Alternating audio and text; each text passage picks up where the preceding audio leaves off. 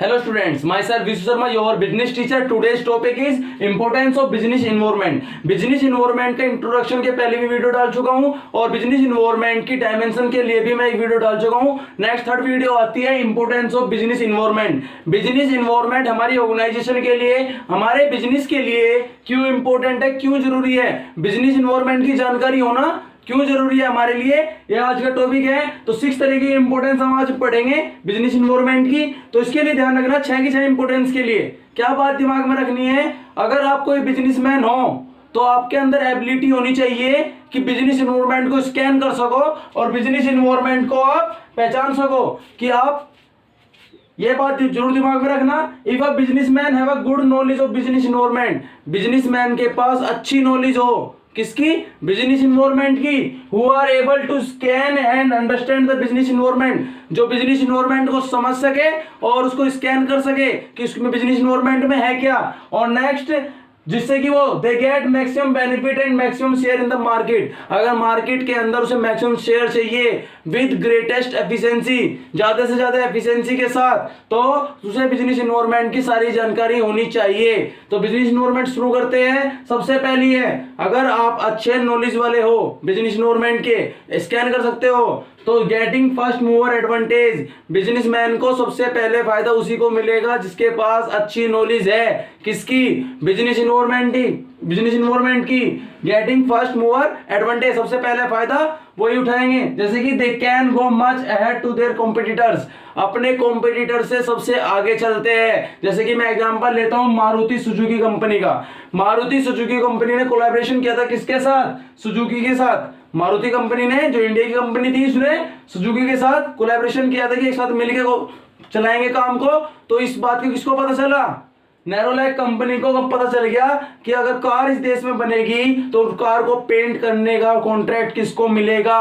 तो दूसरे कॉम्पिटिटर के आने से पहले इन्वायरमेंट की जानकारी थी नेरोलैक वाले को, तो उसने दूसरे कॉम्पिटिटर को आने से पहले क्या करा, उन मारुति वालों से बात कर ली, उनसे कॉन्ट्रैक्ट साइन करा लिया कि आपकी सारी कारों को पेंट हम करके देंगे।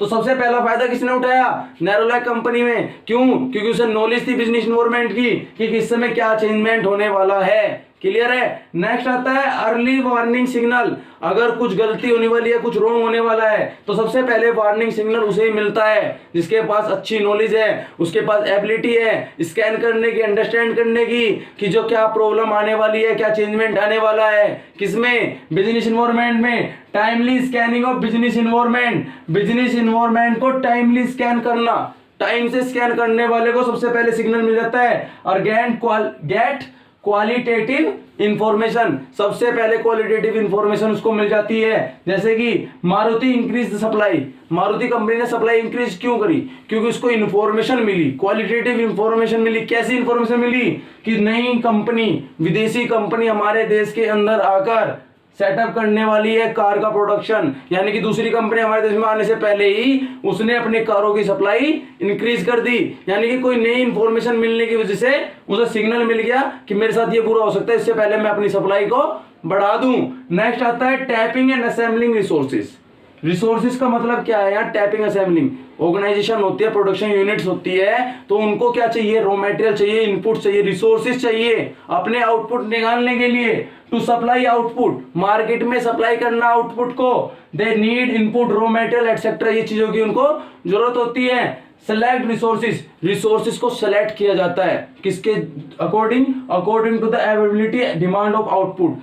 मार्केट के अंदर इन्वायरमेंट में, बिजनेस इन्वायरमेंट में कैसा आउटपुट मांगा जा रहा है उसके अकॉर्डिंग ही हम सेलेक्ट करते हैं रिसोर्सेज कि कैसा रिसोर्सेज हमें चाहिए। जैसे कि कलर टीवी की जरूरत है और ब्लैक एंड व्हाइट टीवी के रिसोर्सेज थोड़ा लेके आएंगे, रिसोर्सेज कैसे लेके आएंगे, कलर टीवी के लेके आएंगे। नेक्स्ट आता है एडजस्ट विद रैपिड चेंजेस, जो लगातार चेंजेस आते हैं बिजनेस इन्वायरमेंट में, रैपिड चेंजेस आते हैं, उनको अडॉप्ट करना, एडजस्ट करना। कैसे, बिजनेस मेक चेंजेस, बिजनेसमैन और बिजनेस चेंजेस लेके आता है इन देयर इंटरनल इन्वायरमेंट, अपने इंटरनल इन्वायरमेंट के अंदर। Also to match the external environment, जो मैच हो सके एक्सटर्नल इन्वायरमेंट के साथ, जो बाहर चेंजेस आए हैं उन चेंजेस को अपनी कंपनी में अडॉप्ट करना, एडजस्ट करना। क्लियर है। नेक्स्ट आता है पॉलिसी मेकिंग, हम अपने ऑर्गेनाइजेशन के प्लान भी बनाते हैं, स्ट्रेटेजी बनाते हैं, पॉलिसीज बनाते हैं। वो सारी चीज किसको देखकर बनाई जाती है? बिजनेस इन्वायरमेंट को, कि बिजनेस इन्वायरमेंट में अगर ये चेंजमेंट आया तो ये स्ट्रेटेजी चलेगी, ये चेंजमेंट आया तो ये स्ट्रेटेजी चलेगी। क्लियर है? नेक्स्ट आता है इंप्रूवमेंट इन परफॉर्मेंस। किसी भी ऑर्गेनाइजेशन को अपनी परफॉर्मेंस को इंप्रूव करना है तो क्या करोगे? With continuous scan, business environment को लगातार स्कैन करना पड़ेगा कि आज कोई चेंजमेंट तो नहीं आया, आज कोई चेंजमेंट तो नहीं हुआ। उसको देखते हुए company can easily improve their performance, अपनी परफॉर्मेंस को इंक्रीज कर सकता है। तो सबसे पहला फायदा उसको मिलेगा, अर्ली वार्निंग सिग्नल मिल जाएगा, रिसोर्सेज असेंबल कर लेगा जैसे कि जरूरत है, और रैपिड चेंजेस को एडजस्ट कर सकता है, पॉलिसी मेकिंग में हेल्प हो जाएगी, प्लान पॉलिसी बनाने में हेल्प हो जाएगी, और परफॉर्मेंस इंक्रीज हो जाएगी विद ग्रेटेस्ट एफिशिएंसी। क्लियर है? थैंक्स।